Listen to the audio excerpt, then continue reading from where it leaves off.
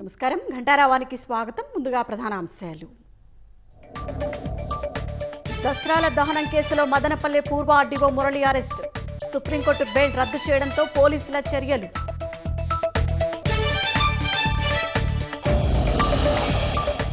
మద్యం కుంభకోణం కేసులో మిథున్ రెడ్డి విచారణ. అంతిమ లబ్ధిదారులు తేల్చేలా సెట్ ప్రశ్నల వర్షం.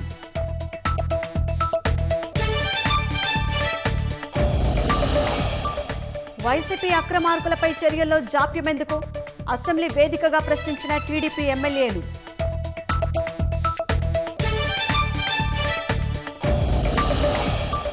అసెంబ్లీలో వ్యంగ్యాస్త్రాలు ఎక్కువయ్యాయన్న ఉపసభాపతి. విప్లు మాటలు తగ్గించాలంటూ చురకలు.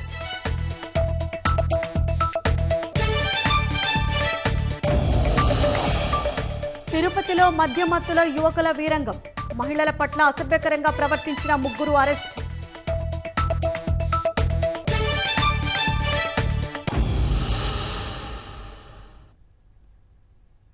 అసెంబ్లీలో విప్లు ఎక్కువైపోయారంటూ ఉపసభాపతి రఘురామకృష్ణరాజు చురకలు వేశారు. సభ్యులెవరైనా మాట్లాడుకోవాలని అనుకుంటే బయటకు వెళ్లాలని సూచించారు. విప్పులు ఎక్కువైపోయారు, మాటలు తగ్గించండి. ఈ విధంగా గారు మీ విప్స్ సమావేశం ఉంటే సభకు ముందే మీరు సమావేశం అయితే మంచిది, కానీ సభను కంట్రోల్ చేయడానికి విప్పులను కంట్రోల్ చేయడం ఇబ్బందిగా ఉంది. సభ్యులకు మనవి, ఎవరైనా మాట్లాడుకోవాలి తప్పనిసరి అనుకుంటే దయచేసి బయటికి వెళ్ళిపోండి తప్ప సభకి అంతరాయం కలిగించవద్దని చెప్పి అందరికీ వినతి. అర్థం చేసుకోండి దయచేసి. వైసీపీ ఎమ్మెల్సీలు గందరగోళం సృష్టించే ప్రయత్నాలు చేస్తున్నారు. ప్రశ్నోత్తరాలు జరుగుతుండగా పదే అడ్డు తగిలారు. మెడికల్ కాలేజీల అంశంపై చర్చించాలని డిమాండ్ చేశారు. మండలి చైర్మన్ నిరాకరించడంతో పోడియం వద్దకు దూసుకెళ్లి నినాదాలు చేశారు.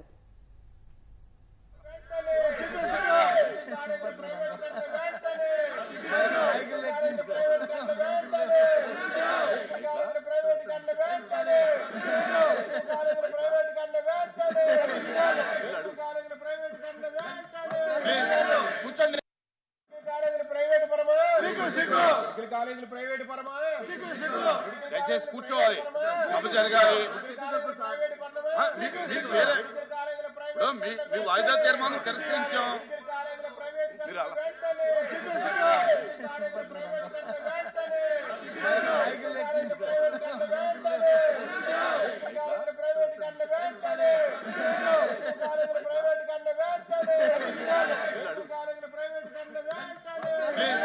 కూర్చోండి.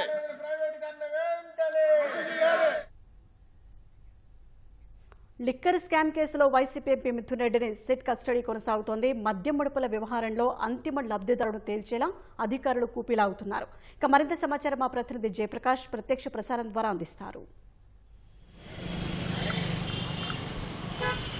షాహీన్ కొద్దిసేపటి కిందటే మిథున్ రెడ్డి విజయవాడ సిట్ కార్యాలయానికి చేరుకున్నారు. గత అరగంట నుంచి సిట్ కార్యాలయంలో మిథున్ రెడ్డిని విచారిస్తూ ఉన్నారు. సిపి కార్యాలయంలోని 2వ ఫ్లోర్లో ఉన్న సిట్ కార్యాలయంలో విచారణ చేపడుతూ ఉన్నారు. ఐఓ శ్రీహరి విచారణ చేస్తున్నట్టు మనకి తెలుస్తుంది. ఈ కీలకమైనటువంటి విషయాలు రాబట్టేందుకు ప్రత్యేక ప్రశ్నావళిని కూడా తయారు చేసినట్టు మనకి తెలుస్తుంది. సాయంత్రం 6 గంటల వరకు రాజమండ్రి కేంద్ర కారాగారంలో మళ్ళీ మిథున్ రెడ్డిని అప్పగించాల్సి ఉంటుంది. అయితే ఈలోపు పూర్తి వివరాలు రాబట్టేందుకు విచారణ చేపడుతూ ఉన్నారు. ఇప్పటి వరకు ఈ కేసులో 12 మంది అరెస్ట్ కాగా 4 బెయిల్ పైన బయటకు వచ్చారు. మిగతా 8 మంది ప్రస్తుతం జ్యుడిషియల్ రిమాండ్లో ఉన్నారు. రాజమండ్రి కేంద్ర కారాగారంలో జ్యుడిషియల్ రిమాండ్లో మిథున్ రెడ్డి ఉన్నారు. ఈరోజు అక్కడి నుంచే తీసుకొని వచ్చారు. ఈ కేసులో చాలా కీలకంగా మిథున్ రెడ్డి వ్యవహరించారని, ముడుపులకు సంబంధించి వసూలు చేయటం, అదేవిధంగా వసూలు చేసిన నగదుని వివిధ రంగాల్లో పెట్టుబడులు పెట్టి అక్కడి నుంచి అంతిమ లబ్ధిదారుడికి చేరవేసే దాంట్లో కీలకమైన పాత్ర పోషించారని, అక్కడ వారికి నెట్వర్క్ సంబంధించినటువంటి రాజ్ కాశిరెడ్డికి కొన్ని సూచనలు కూడా చేశారనేటువంటిది సిట్ ప్రాథమికంగా నిర్ధారించింది. మరోవైపు ఆయనకు సంబంధించినటువంటి కంపెనీలో 5 కోట్ల రూపాయలు అనుమానాస్పద లావాదేవీలు రావటం, అదేవిధంగా వెంటనే విచారణ చేపడుతున్నారు, సిట్ విచారణ చేపడుతుంది అని తెలిసిన తర్వాత ఆ 5 కోట్ల రూపాయలని తిరిగి మళ్ళీ వచ్చిన కంపెనీకే పంపించారని దానికి సంబంధించినటువంటి ఆధారాలను కూడా కోర్టుకి సమర్పించారు. ఆ నగదుని అకౌంట్ని ఫ్రీజ్ చేయాలని కూడా కోర్టుని కోరిన పరిస్థితి అయితే ఉంది. అయితే దీనికి సంబంధించి ఏ విధంగా చేయాలి అనేటువంటి విషయాలు పూర్తిగా సిట్ అధికారులు విచారణ చేపడుతూ ఉన్నారు. ఇప్పటి వరకు సుమారుగా 200 మందికి పైగా విచారణ చేసి వారి నుంచి కీలకమైనటువంటి సమాచారాన్ని రాబట్టిన సిట్ అధికారులు మిథున్ రెడ్డి ఇందులో గత ప్రభుత్వ హయాంలో ఎంపీగా పనిచేయటమే కాకుండా ఫ్లోర్ లీడర్గా పనిచేస్తూ మరోవైపు చాలా కీలకమైనటువంటి వ్యక్తిగా ఆయన ఉన్నారు. ఆయన ఉన్న నేపథ్యంలో ఈ నగదు ముడుపులకు సంబంధించిన నగదు ఎలా వసూలు చేశారు, ఎక్కడ నుంచి ఎక్కడికి తరలించారు, ఏ కంపెనీల ద్వారా తరలించారు అనే విషయాలు ఖచ్చితంగా కొంత సమాచారం ఆయనకి తెలిసి ఉంటుందని సిట్ భావిస్తుంది. ఈ నేపథ్యంలోనే సిట్ అధికారులు మిథున్ రెడ్డి నుంచి సమాచారం రాబట్టాలని 5 రోజుల కస్టడీకి కోరారు. 5 రోజుల పాటు కాకుండా విచారణ జరిపి పిటిషన్ మీద 2 రోజుల విచారణకు ఏసీబీ కోర్టు అనుమతించింది. రేపు మరోసారి విచారణ చేపట్టనుంది. ఇప్పటి వరకు ఈ కేసులో అరెస్ట్ అయినటువంటి నిందితులను విచారించిన తర్వాత కొంత సమాచారాన్ని సేకరించారు. మిథున్ రెడ్డి ఇందులో కంపెనీలకు సంబంధించి ఆయన ఒక కంపెనీ మద్యం కంపెనీకి బినామీగా మద్యం కంపెనీ కూడా ఉండటము, అక్కడ నుంచి లావాదేవీలు జరిగాయని, ఇందులో ఈ మద్యం కంపెనీ అంటే ముడుపులకు సంబంధించిందే కాకుండా మద్యం వ్యాపారానికి సంబంధించి కూడా ఆయన పాత్ర ఉన్నట్టు సిట్ అధికారులు భావిస్తూ ఉన్నారు. దీనికి సంబంధించి ఎటువంటి విషయాలు బయటికి రాబట్టాలి అంటే ఏ విధంగా ఈ మద్యం వ్యాపారం చేశారు అనే విషయాలు అంటే ఈ మద్యం వ్యాపారం నుంచి కూడా కొంత నగదు ముడుపుల రూపంలో ఖచ్చితంగా వెళ్ళి ఉంటుందని సిట్టు భావిస్తోంది. దానికి సంబంధించిన విషయాలు రాబట్టేందుకు మిథున్ రెడ్డిని ప్రశ్నిస్తూ ఉన్నారు. ఈరోజు సాయంత్రం వరకు మిథున్ రెడ్డిని అయితే ప్రశ్నిస్తారు. A4గా ఉండటం అంటే చాలా కీలకమైనటువంటి పాత్ర పోషిస్తేనే ఇందులో A4గా ఉంచే అవకాశం ఉంటుంది. వాళ్ళ ఇన్వాల్వ్మెంట్ని బట్టి నిందితుడిగా చేరుస్తూ ఉంటారు. ఇందులో మొదటి నుంచి చివరి దాకా జరిగినటువంటి సమావేశాలు, మద్యం పాలసీ ఏర్పాటు, మరోవైపు మద్యం పాలసీ ఏర్పాటు చేసిన తర్వాత ఏ విధంగా వ్యవహరించాలి అనే విషయాలన్నింటిలోనూ మిథున్ రెడ్డి సలహాలు సూచనలు ఉన్నాయనేది సిట్ భావిస్తోంది. ఈ క్రమంలోనే ఈ విధంగా దీన్ని చేశారు. ప్రస్తుతం ఇంకా విచారణ జరుగుతుంది. సాయంత్రం వరకు విచారణ జరిగే అవకాశం అయితే మనకి కనబడుతుంది. షాహిన్, కెమెరామెన్ MSNతో జయప్రకాష్, ఈసీ న్యూస్, విజయవాడ. మదనపల్లె పూర్వ ఆర్డీఓ మురళిని సిఐడి పోలీసులు అరెస్ట్ చేశారు. మురళి మధ్యంతర బెయిల్ను సుప్రీంకోర్టు రద్దు చేయడంతో తిరుపతిలోని నివాసంలో ఆయన్ను పోలీసులు అదుపులోకి తీసుకున్నారు. మదనపల్లె సబ్ కలెక్టరేట్లో దసరాల దహనం కేసులో మురళి నిందితుడిగా ఉన్నారు. 2022 అక్టోబర్ నుంచి 2024 ఫిబ్రవరి 5 వరకు మదనపల్లె ఆర్డీఓగా మురళి పనిచేశారు. 2024 జూలై 21న సబ్ కలెక్టర్ కార్యాలయంలో మంటలు చెలరిగి పలు దస్త్రాలు దహనమయ్యాయి. కేసులో నిందితులుగా పూర్వ ఆర్డీఓలు మురళి, హరిప్రసాద్ ఉన్నారు. ఇదే కేసులో అరెస్టైన సీనియర్ అసిస్టెంట్ గౌతమ్ తేజ బెయిల్పై విడుదలయ్యారు. మదనపల్లె దస్త్రాల దహనం ఘటన తర్వాత పెద్దిరెడ్డి పిఏ తుకారం విదేశాలకు పారిపోయారు. ఏడాది దాటినా స్వదేశానికి తిరిగి రాలేదు.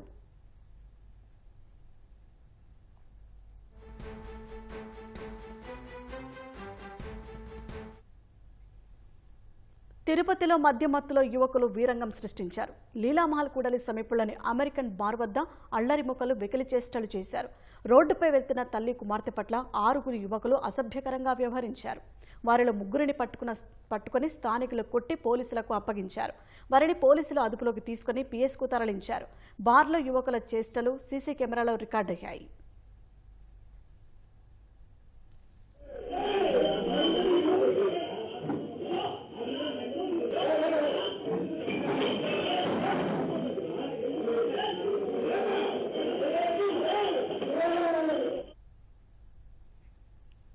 తిరుపతి మహతి ఆడిటోరియం సమీపంలో గత రాత్రి కారు పల్టీలు కొట్టింది. పోలీసులు ఘటనాస్థలికి చేరుకుని వివరాలు సేకరించారు. ప్రమాద సమయంలో కారులో భార్య, భర్త, కుమార్తె ఉన్నట్లు గుర్తించారు. మద్యమత్తులో వేగంగా కారు నడపడం వల్లే ప్రమాదం జరిగిందని భావిస్తున్నారు. రెడ్డి వాళ్ళ అన్న కాడ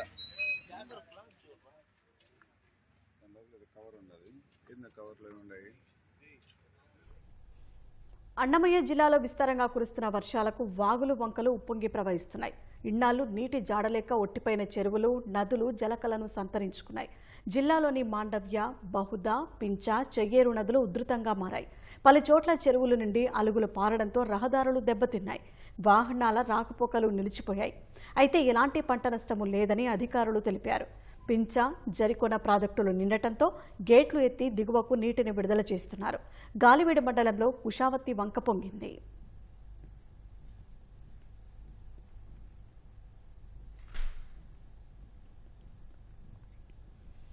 ఎగువ ప్రాంతాల్లో కురిసిన భారీ వర్షాలతో శ్రీ సత్యసాయి జిల్లా తనకల్లు మండలంలోని ఈదుల వంక ఉధృతంగా ప్రవహిస్తోంది. చీకటిమానిపల్లి సమీపంలోని జాతీయ రహదారిపై వర్షపు నీరు ప్రవహిస్తుండటంతో రాకపోకలకు అంతరాయం కలిగింది. ప్రవాహం ధాటికి చీకటిమానిపల్లి సమీపంలో ఓ కారు కొంత దూరం కొట్టుకుపోయి బోల్తాపడగా డ్రైవర్ క్షేమంగా బయటపడ్డాడు.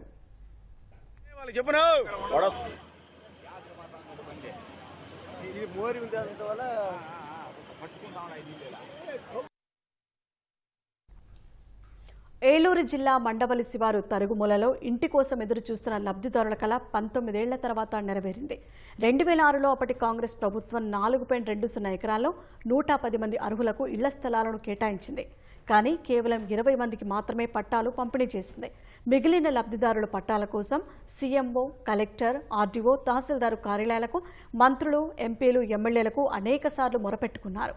ఎట్టకేలకు కూటమి ప్రభుత్వంలో స్థానిక ఎమ్మెల్యే కామినేని శ్రీనివాస్ చొరవతో 90 మందికి పట్టాలు అందజేశారు. మాకు ఈ పట్టాలు వచ్చి దాదాపు 20 సంవత్సరాలు అవుతుంది. 20 సంవత్సరాల నుంచి మేము తిరిగిన రోజు లేదు. ఏ ప్రభుత్వం వచ్చినా మాకు అసలు పట్టాలు ఇవ్వలేదు. మా కాళ్ళు అరిగిపోయినాయి. అసలు ఈ పట్టాలు వస్తాయా రావా, నేను చనిపోతానేమో అని అనుకున్నాను. కానీ ఈ ప్రభుత్వం వచ్చినాక ఈ నాయకుడు మాకు పట్టాలు ఇప్పించాడు. ఆయన ఇంకా మాకు ఎన్నో మేలు చేయాలని మేము కోరుకుంటున్నాం. ఈ మండవల్లి 2006లో ఇళ్ల స్థలాలు ఇచ్చి ఉన్నారండి. అప్పటి నుంచి అన్ని ప్రభుత్వాల దగ్గరికి మేము తిరిగిన చోటంటూ లేదు. కలెక్టర్ గారి దగ్గరికి వెళ్ళాము, సీఎం ఆఫీస్కి వెళ్ళామండి. అయినా సరే మాకు ఎవరు పట్టించుకోలేదు. ఈ కూటమి ప్రభుత్వం వచ్చిన తర్వాత కామినేని శ్రీనివాస్ చొరవ చేసుకొని మా స్థలాలు పట్టాగా మాకు ఇప్పించారండి. దాన్ని బట్టి ఆ కూటమి ప్రభుత్వం వారికి మాకు కృతజ్ఞత అండి. మా స్థలాలకు కూడా పోటీకి చేసి మా ఇల్లు కూడా కట్టిస్తారని మా అభిప్రాయం. విజయవాడ అంతర్జాతీయ విమానాశ్రయానికి పక్షుల బెడద తీవ్ర సమస్యగా మారింది. ఇటీవల విజయవాడ నుంచి బెంగళూరు వెళ్లేందుకు బయలుదేరిన ఇండియా ఎక్స్ప్రెస్ విమానాన్ని రన్వేపై ఓ పక్షి ఢీకొట్టింది. పైలట్ అప్రమత్తమై విమానాన్ని అక్కడికక్కడే నిలిపివేశారు. హైదరాబాద్కు వెళ్తున్న విమానానికి ఇలాంటి సమస్య ఎదురైంది. విమానాశ్రయ పరిసరాల్లో అపరిశుభ్రతతో ఆహారం కోసం పక్షులు ఇక్కడ మకాం వేస్తున్నాయి. ఎయిర్పోర్టు వద్ద ప్రస్తుత పరిస్థితిని మా ప్రతినిధి శ్రీనివాస్ అందిస్తారు. గన్నవరం విమానాశ్రయాన్ని పక్షుల బెడద వేధిస్తోంది. గన్నవరం చుట్టుపక్కల ప్రాంతాల్లో చెత్త కుప్పలు ఎక్కువగా ఉన్న నేపథ్యంలో పక్షులు రన్వే మీదకి రావడంతో విమానాల రాకపోకలకు తీవ్ర అంతరాయం అలాగే ఆటంకం ఏర్పడుతుంది. గతంలో కూడా ఈ గన్నవరం విమానాశ్రయంలో ఇలా పక్షులు అడ్డం వచ్చి విమానాల రాకపోకలకు అంతరం ఏర్పడిన ఘటనలు అనేకం ఉన్నాయి. విజయవాడ విమానాశ్రయం నుంచి ఇటీవల బెంగళూరు వెళ్లేందుకు బయలుదేరిన ఎయిర్ ఇండియా ఎక్స్ప్రెస్లో విమానం టేకాఫ్ అయ్యేందుకు రన్వేపై సిద్ధమవుతున్న సమయంలో ఓ పక్షి ఢీకొట్టింది. ఉదయాన్నే సుమారు 90 మంది ప్రయాణికులతో పార్కింగ్ బే నుంచి టేకాఫ్ అయ్యేందుకు రన్వే మీదకు వస్తుండగా పక్షి వేగంగా వచ్చి ఇంజిన్ భాగాన్ని తాకింది.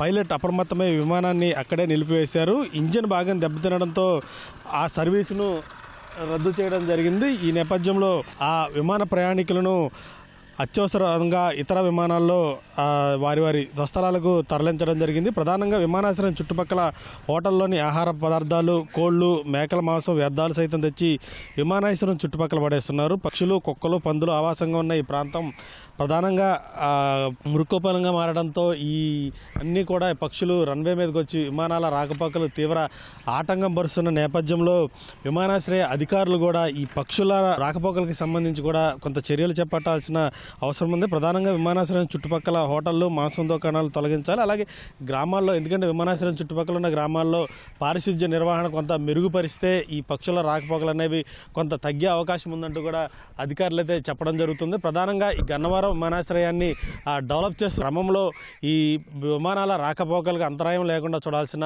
అవసరం విమానాశ్రయ అధికారుల మీద అయితే కనబడుతుంది. కెమెరామెన్ సోమేష్తో శ్రీనివాస్, ఈటీవీ న్యూస్, గన్నవరం.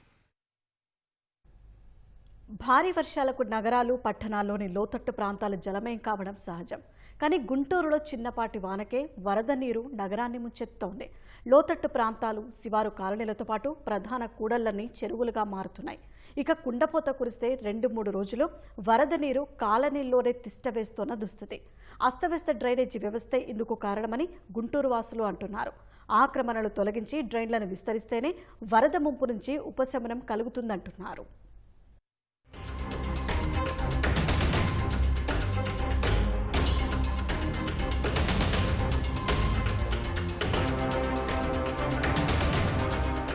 వాన పడితే చాలు గుంటూరు నగరంలోని ప్రధాన రహదారులు చెరువులుగా మారుతున్నాయి. నీటి ప్రవాహానికి డ్రైన్ల సామర్థ్యం సరిపోకపోవడంతో నీరు రోడ్లపైకొస్తోంది. దీంతో లోతట్టు ప్రాంతాలు నీట మునుగుతున్నాయి. మురుగునీటి కాలువల్లో ఎక్కడికక్కడ అడ్డంకులు ఏర్పడటం, అంతర్గత డ్రైన్ల నుంచి ప్రధాన డ్రైన్లలోకి నీరు వెళ్లే మార్గం మూతపడటంతో రోడ్లన్నీ మురుగుతో నిండిపోయి దుర్గంధం వెదజల్లుతూ ప్రజలను అవస్థలకు గురిచేస్తున్నాయి.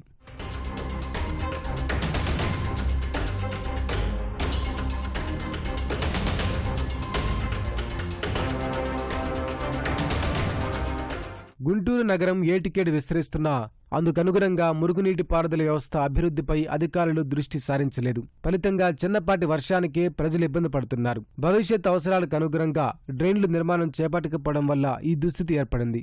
Ring road, Koritapadu, Lakshmipuram road, Vidyanagar, GT road, GMC నుంచి మణిపురం, పట్టాభిపురం ప్రధాన మార్గంలో డ్రైన్లను ఆక్రమించి వాటిపై నిర్మాణాలు చేయడంతో శుభ్రం చేయడానికి కూడా అవకాశం లేకుండా పోయింది. దీంతో పాటు డ్రైన్లలో కొన్నాళ్లుగా సిల్ట్ తీయకపోవడంతో వర్షపు నీటి ప్రవాహానికి అడ్డంకులు ఏర్పడ్డాయి. రింగు రోడ్డులో ఆక్రమణలు తొలగించి డ్రైన్ పరిశీలించగా పూర్తిగా పొడుగుతో నిండిపోయినట్లు అధికారులు గుర్తించారు.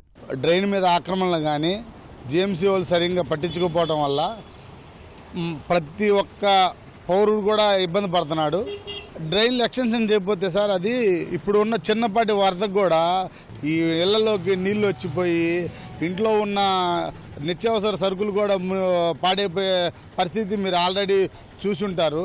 కాబట్టి మేము కోరేది ఒకటే, ఏదైతే డ్రైన్ల మీద ఆక్రమణలు ఉన్నాయో దాన్ని తొలగించేసేసి కామన్ ప్రజానికానికి కానీ కాలనీలో ఉన్న లోతట్టు కాలనీలో ఉన్న వాళ్ళకి కానీ ఇబ్బంది లేకుండా చేయాలని మేము గుంటూరు కమిషనర్ కానీ ప్రభుత్వాన్ని కోరుకుంటున్నాం. ప్రతి డ్రైన్ అనేది సమ్మర్లో సిల్ట్ తీస్తే వర్షాకాలం వచ్చినప్పుడు ఆ వాటరు డ్రైన్లో సఫిషియెంట్గా పీకలోకి వెళ్ళి కలవాలి. అది ప్లాన్.